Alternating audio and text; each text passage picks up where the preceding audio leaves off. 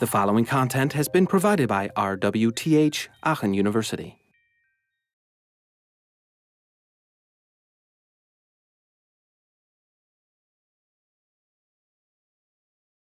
Another kind of analogy we can have, we first talked about the spatial analogies for good mappings, and now we're on to the second type, perceptual analogies.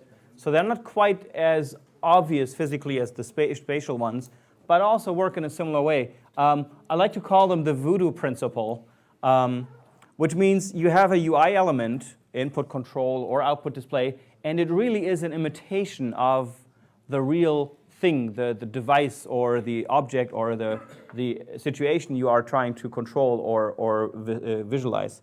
An example taken from the book, from Norman's book, is this car seat in a control in a Mercedes car, where you basically, in the door, you have this tiny little car seat modeled, and you can actually push on the various parts of the car seat to move it in the direction that you want your car seat to move. That's a fairly obvious thing to use. Once you see the little car seat and you touch the back and you note your own back moves as you touch that little tiny model of your car seat, then it becomes fairly obvious how to use that. So voodoo principle, sort of a perceptual analogy, is at work here. We have another example here that I want to bring up because it recently, a couple years ago, was a major thing that happened, right? So let me show you a quick movie here. This illustrates how scrolling and panning work. And you're all aware of these things, right? Here we're moving a scroll bar up and down, obviously, very easy. We move a scroll bar right and left, and everybody knows what's supposed to happen, right, with the scroll bar. Now, if you take, on the other hand, panning, this is the panning interaction. Again, we have a picture here of the same content. We have got a little hand, and we move the content around with panning. So both interactions are there today. Whether you use a mouse or you use a touchscreen device, oftentimes both things are available. In some applications use one, some applications use another one. Can you think of any advantages or disadvantages of one over the other? We're talking about this in the context of the voodoo principle, right? So first question would be, which one seems to be more of a perceptual analogy? Which one is more kind of voodoo-like? Yes?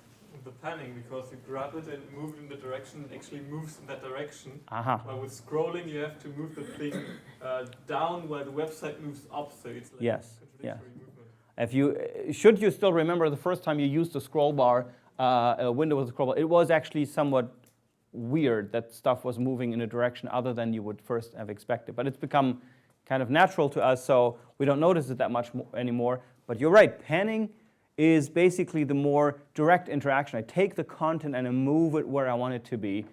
So I'm actually interacting with the content, which I'm interested in, not with the viewport. So scroll bar isn't voodoo. Or is it? Maybe.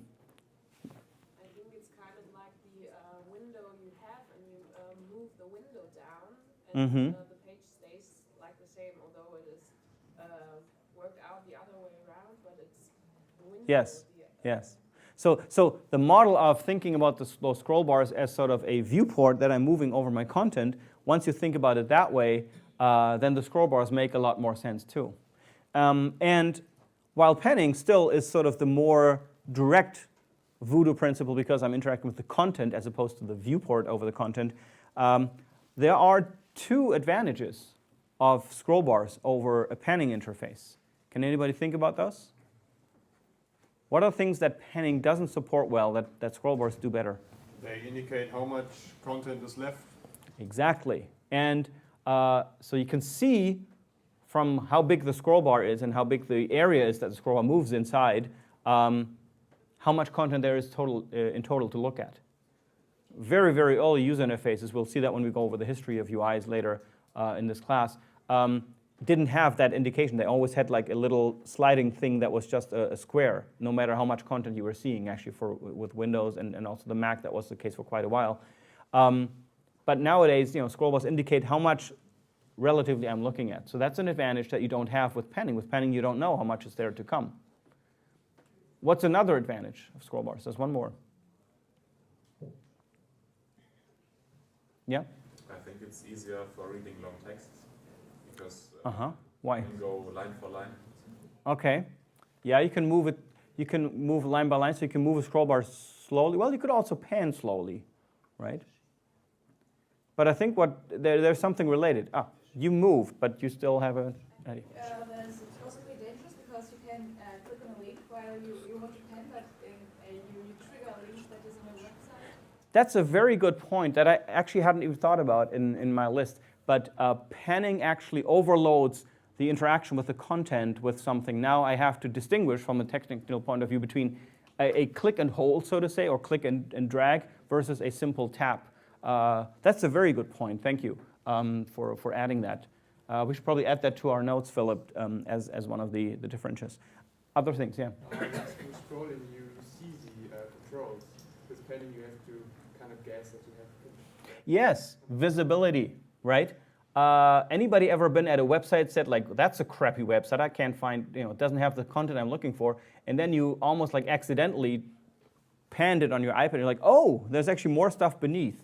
That's become a very hip design these days, just to put like a meaningless picture onto your iPad full screen, and then you have to like remember that you have to swipe down to find more content, right?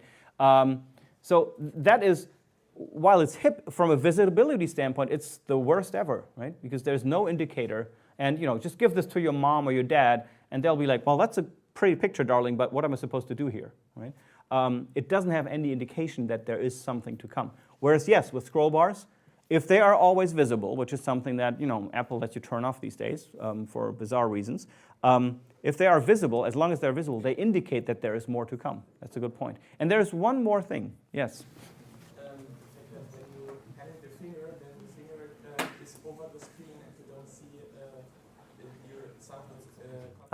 Yeah, so you are similar to, you're interacting with the content. You might make wrong activations. You're also interfering with the content because it's on the content and it's in your way, right? Because you have no dedicated screen space for the control.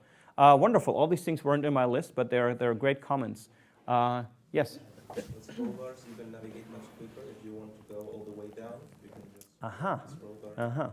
This is one of the things that I find interesting with panning interfaces. Not only do you not know how much there is to come, but also you can't just go to the end in a single swipe, right? You can throw on most modern like touchscreen interfaces and then hope that your throw was physically strong enough so that you end up at the bottom. But have you ever been doing this on your phone? Isn't that annoying, right? That's the disadvantage of this more sort of direct manipulation interface. Okay, I'm glad you guys have all these insights on this. That's a very good indicator. Good.